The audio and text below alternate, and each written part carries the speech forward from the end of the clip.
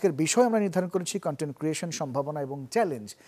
So জার্নিটা একটু আপনি জানতে চাই, পাশাপাশি আপনি মূলত কী ধরনের কন্টেন্ট তৈরি করেন?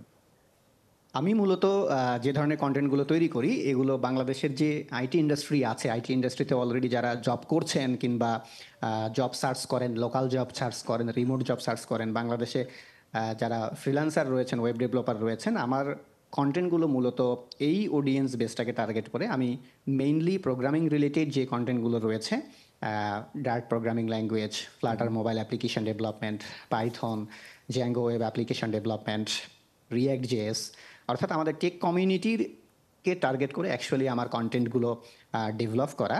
আর আমার কন্টেন্ট ডেভেলপমেন্টের যে জার্নিটা, এই জার্নিটাকে আমি বলবো যে একটুখানি করোনাকালীন ভিত্তিক। কেননা করোনার আগে আমি অফলাইনে অফলাইনে আমি ট্রেনিং করাতাম আমাদের ছাত্রদেরকে। তো করোনার সময় যেটা হয়ে গেল সেটা হচ্ছে ফিজিক্যালি ট্রেনিং ইনস্টিটিউশনগুলোতে এসে আমার লার্নাররা তখন আর আমার সঙ্গে জয়েন করতে পারছে না। এখন তাদেরকে আমি কিভাবে শেখাতে পারি, তখন থেকেই অ্যাকচুয়ালি কন্টেন্ট ক্রিয়েশনটাকে ব্রড লেভেলে আমার নিয়ে যাওয়া। এবং তারপর থেকে যেটা হলো যে অফলাইনে আমি 6 মাস ধরে, 1 বছর ধরে ছাত্রদেরকে যে কোর্সটা করাতাম, সেই কোর্সটা আমি টোটালি অনলাইনে নিয়ে আসলাম এবং আমার কন্টেন্ট ক্রিয়েশনের মূল জার্নিটা অ্যাকচুয়ালি সেখান থেকে বুস্ট আপ হয়। আর এছাড়াও কন্টেন্ট ক্রিয়েশনটা অনেক দিন ধরে করতে করতে এটা লাইক এ প্যাশনের মতো হয়ে গেছে। এখন কন্টেন্ট ক্রিয়েশনের মাধ্যমে দেখা যাচ্ছে যে আমার কন্টেন্ট থেকে কোনো কিছু শিখে যখন কোনো একজন স্টুডেন্ট ভালো জব পাচ্ছে, ফ্রিল্যান্সিংয়ে কোনো একটা ক্যারিয়ার এস্টাবলিশ করতে পারছে, আবার দেখা যাচ্ছে প্রতিনিয়তই কিন্তু নতুন নতুন জিনিস মানুষ শিখছে। প্রতি ঘন্টাতেই দেখা যাচ্ছে যে আমার চ্যানেলে 4 থেকে 5 হাজার অ্যাক্টিভ লার্নার প্রতি ঘন্টাতেই থাকে।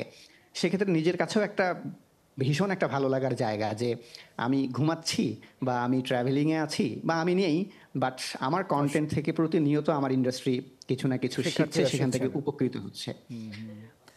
খুবই চমৎকার। তো আপনি করোনার সময়কার কথা বলছিলেন, করোনার আগের কথা একটু জানতে চাইবো এবং করোনার পরের যেই কন্টেন্ট ক্রিয়েশন, এই ইন্ডাস্ট্রিটার বিশ্লেষণটা কেমন করবেন যদি আপনার কাছে জানতে চাই, আগের এবং করোনার আগের এবং বর্তমান। করোনার আগের ইন্ডাস্ট্রির কথা যদি বলি, আমরা একেবারেই এন্টারটেইনমেন্ট পারপাসে কিংবা ট্রাভেলিং পারপাসে কিংবা জেনারেলাইজ যে পারপাস, এই জেনারেলাইজ পারপাসে কন্টেন্ট ক্রিয়েশন ইন্ডাস্ট্রি করোনার আগেও ছিল, করোনার পরেও আছে এবং অনেক দিন ধরেই আছে। ট্রাভেল ব্লগ, ফুড ব্লগ বা ধরেন যে হচ্ছে আপনার বিভিন্ন প্রোডাক্টের রিভিউ নিয়ে যারা বিভিন্ন কন্টেন্টগুলো ক্রিয়েট করেন, এই সেক্টরটা করোনার আগে ছিল, এখনও আছে। বাট স্পেশালি আমি বলবো এডুকেশনটা কন্টেন্ট ক্রিয়েশন ইন্ডাস্ট্রিতে বাংলাদেশে করোনার পরে অনেক বেশি ভালো একটা জায়গা দখল করে নিয়েছে, যেটা করোনার আগেও কিন্তু টোটালি অফলাইনে হতো। বাট তখনও অনলাইনে অনেক কন্টেন্ট ক্রিয়েটর ছিলেন।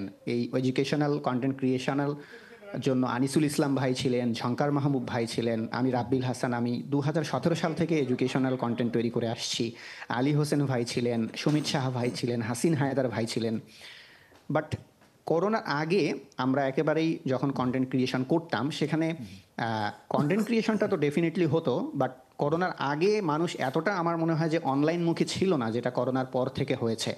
সো আমি যদি এটাকে কম্পেয়ার করি, এভাবে বলা যেতে পারে যে করোনার আগে আমাদের অডিয়েন্স যদি 10 জন থাকে, তাহলে করোনার পরে এখন অডিয়েন্সের সংখ্যা হয়ে গেছে 50 জন। বিষয়টা আসলে 5x রেটে আমি বলবো যে ইনক্রিজ হয়েছে। আচ্ছা, আইটি রিলেটেড আপনার আগ্রহটা তৈরি হলো কি কারণে? মানে এই বিষয়, বিশেষ করে আপনি এই বলছিলেন যে প্রোগ্রামিং নিয়ে কাজ করছেন, এই রিলেটেডই কাজগুলো করছেন, এই আগ্রহটা কেন হলো? এইটার আগ্রহের পিছনে প্রধান কারণ হচ্ছে আমার পেশা। আমি নিজেও সফটওয়্যার ইঞ্জিনিয়ার, দীর্ঘদিন ধরে আমি বাংলাদেশের ফিনটেক ইন্ডাস্ট্রিতে কাজ করছি। তো এই জায়গায় কন্টেন্ট ক্রিয়েশনে আমার জন্য সবথেকে বড় প্লাস পয়েন্ট যেটা, আমি সারাদিন যেই বিষয়গুলো নিয়ে কাজকর্ম করছি, যেই বিষয়গুলো নিয়ে আমি রিসার্চ করছি, ডেভেলপমেন্ট করছি, আমি যখন ওই ধরনের বিষয়েই আবার কন্টেন্ট ক্রিয়েশন করছি, তখন আমার জন্য কিন্তু সেখানে আলাদা করে কোনো প্রিপারেশন নেওয়া বা আলাদা করে কোনো স্ক্রিপ্ট লেখা, আলাদা করে কোনো এফোর্ট দেওয়ার এটার প্রয়োজন হয় না। এবং সেই সাথে মাঠে ঘাটে কাজ করে আমরা যে রিয়েল এক্সপেরিয়েন্সগুলো গ্যাদার করতে পারি, আমাদের যারা অডিয়েন্স রয়েছে তাদের সাথে কিন্তু সেই রিয়েল এক্সপেরিয়েন্সটা আমরা কন্টেন্টের মাধ্যমে সেক্ষেত্রে শেয়ার করতে পারছি। তো এক্ষেত্রে আমি বলবো যে ঠিক যেই পেশাতে রয়েছে ওই পেশাতেই যদি কন্টেন্ট ক্রিয়েশনে আগ্রহী হয়, সেটা তার জন্য অনেক বেশি ইজিয়ার হবে। ধরুন আপনি সাংবাদিকতা পেশায় রয়েছেন, সো আপনি সারাদিন মাঠে ঘাটে কাজকর্ম করে যেই এক্সপেরিয়েন্সটা গ্যাদার করছেন, এই সাংবাদিকতার উপরেই যদি আপনার কন্টেন্ট ক্রিয়েশনটা হয়, সেক্ষেত্রে কিন্তু আপনার কন্টেন্ট প্রিপেয়ার করা বলেন, আলাদা করে ইফোর্ট দেওয়ার প্রয়োজন বলেন, এবং সেক্ষেত্রে কিন্তু বলবো যে আমি অনেক বেশি ম্যাচিউরড কন্টেন্ট হবে, এবং বেশ কেননা ফ্রুটফুল সারাদিন কন্টেন্ট আপনি হবে। ওই পেশাটার সঙ্গে যুক্ত।